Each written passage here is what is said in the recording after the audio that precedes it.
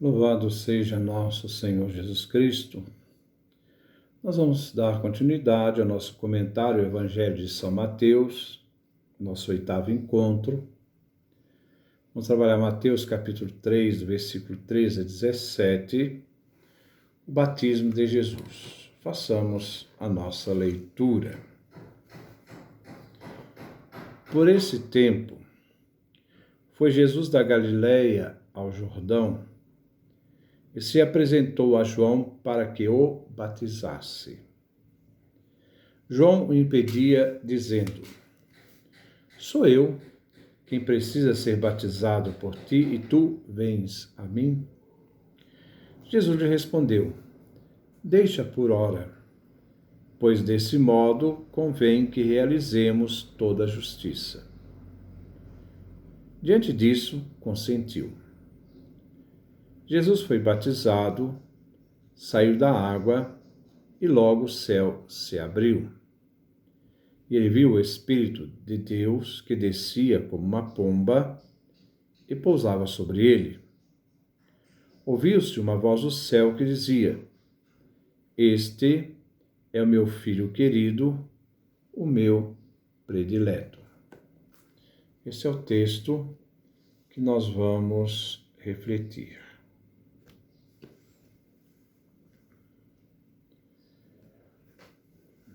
Versículo 13. Por esse tempo, foi Jesus da Galileia ao Jordão e se apresentou a João para que o batizasse.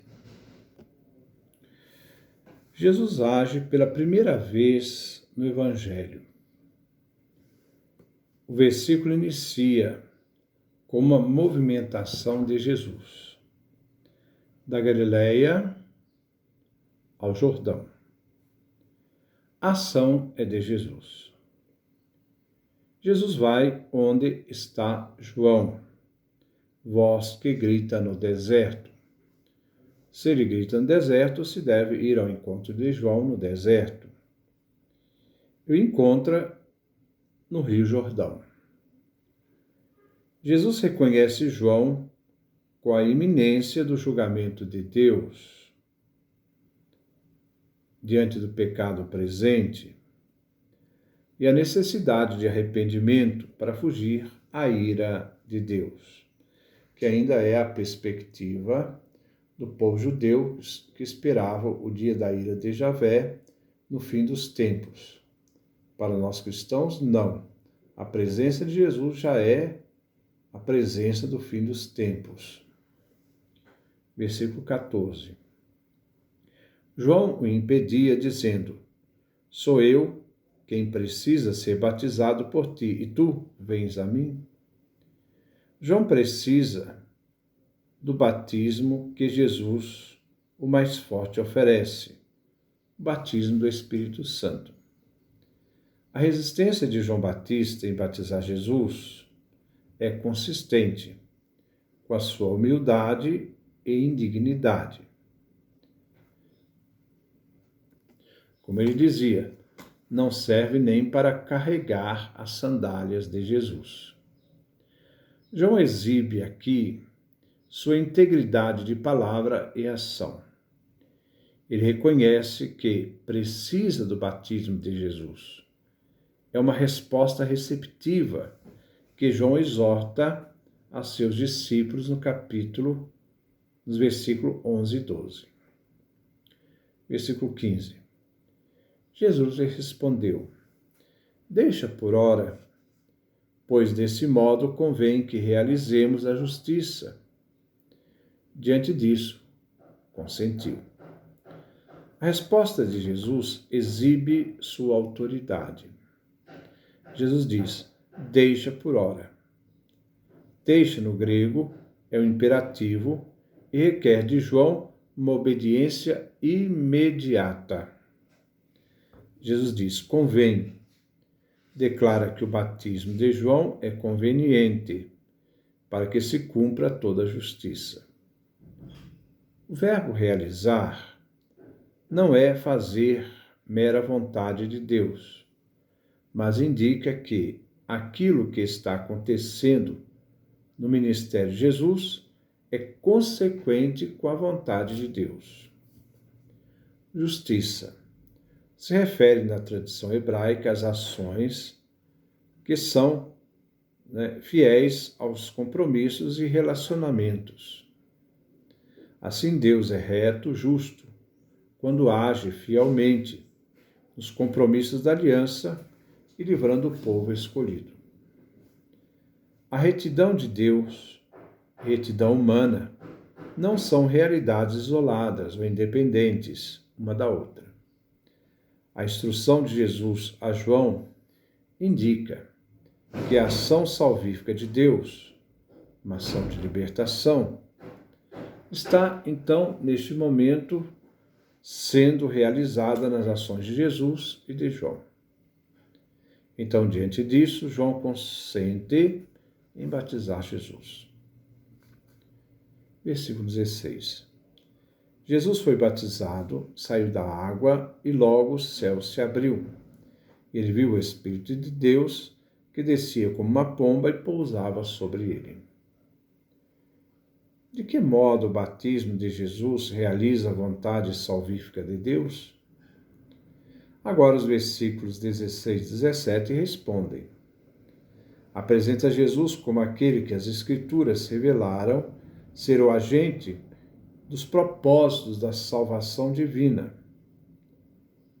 Podemos olhar nestes versículos que Jesus saiu da água, foi batizado e, de repente, o céu se abriu.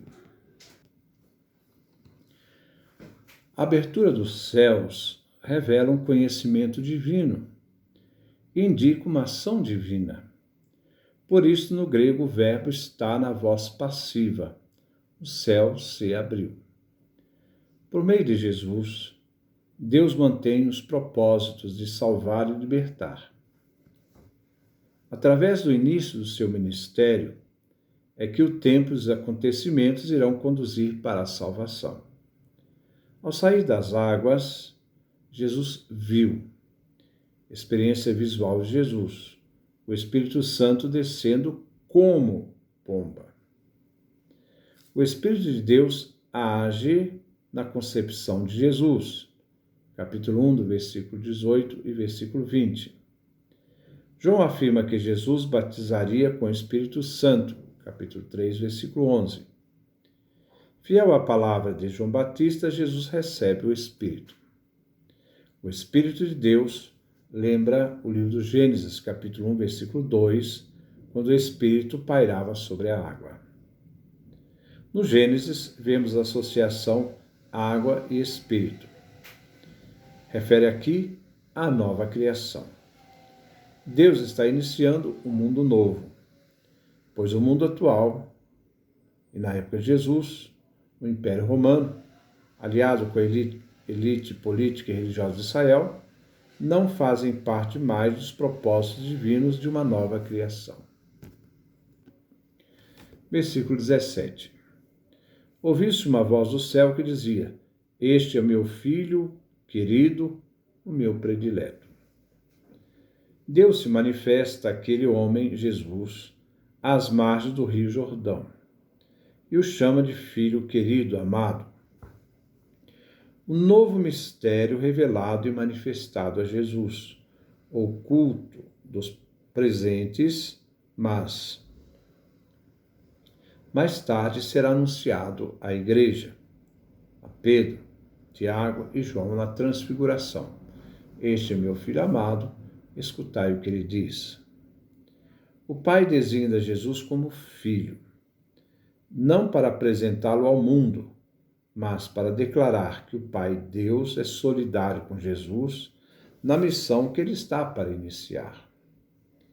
Em tudo que Jesus diz, o que ele faz em sua vida, a paixão tem a complacência do Pai. Aqui Deus Pai ratifica o que Deus fará com aquele que, depois de crucificado, ressuscitará dos mortos. O começo e o fim se correspondem como dois pilares, e sustentam o mesmo desígnio, a mesma vontade salvífica de Deus. Aqui Mateus une em Jesus as duas figuras proféticas do Filho da estirpe real e do servo de Deus. Nós vemos lá em Isaías, capítulo 42, versículo 1, meu bem-amado, que me aprove escolher. Como também em 2 Samuel, capítulo 7, versículo 14, tu és meu filho. Então, essa é a nossa reflexão dessa pequena passagem do texto do Evangelho. Que Deus nos dê a sua graça, a sua bênção, a sua face resplandeça sobre nós.